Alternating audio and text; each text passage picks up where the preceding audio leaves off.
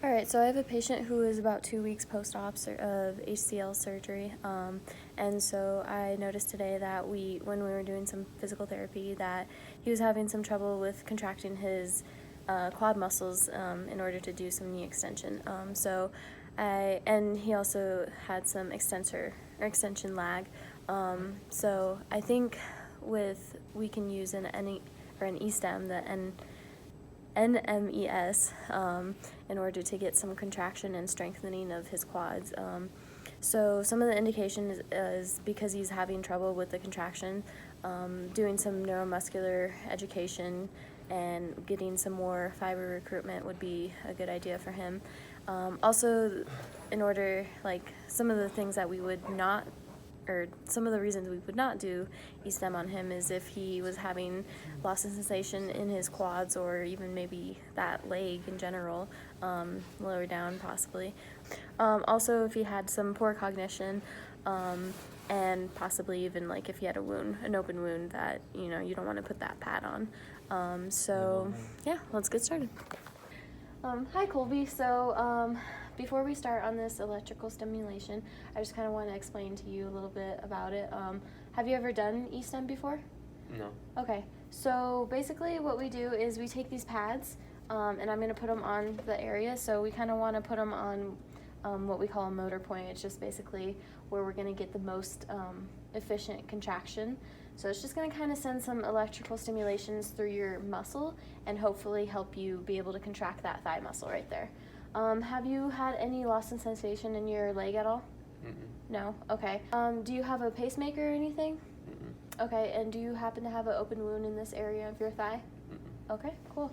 If you could go ahead and roll up your or your pants for me. Is it okay if I place my hands on your skin just to kind of touch around and make sure that you are able to feel it? Mm-hmm. Okay, and you can feel that just fine? Mm-hmm. Okay, it looks like everything's good and clear.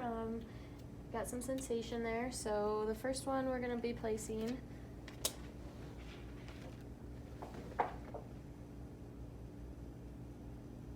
right there, and then the second one will be going about right here.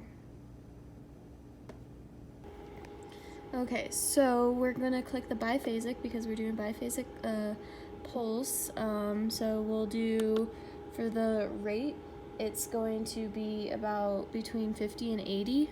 So we'll just leave it at 50 for now. And for the width, we want at least 200. So we'll do with the 200. We're going to just do the 1 second ramp time. We're going to do 10 on, 10 off for now for the duty cycle. And then I'm going to go up in the intensity until I can see a contraction. Alright. So I'll just keep going up until we see that leg kind of contract. Colby, just let me know when you start to feel some tingling. I feel tingling. Okay. Oh. All right, got some twitching. Let's get a solid contraction. Let me know if it gets too uncomfortable for you. About right there. Okay, right there, and then we press start.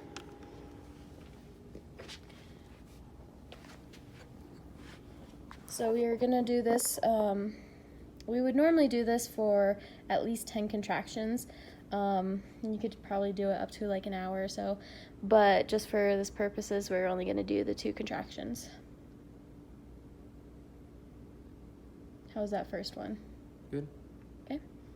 And is that feeling okay? Is it painful at all? Mm-mm. Okay.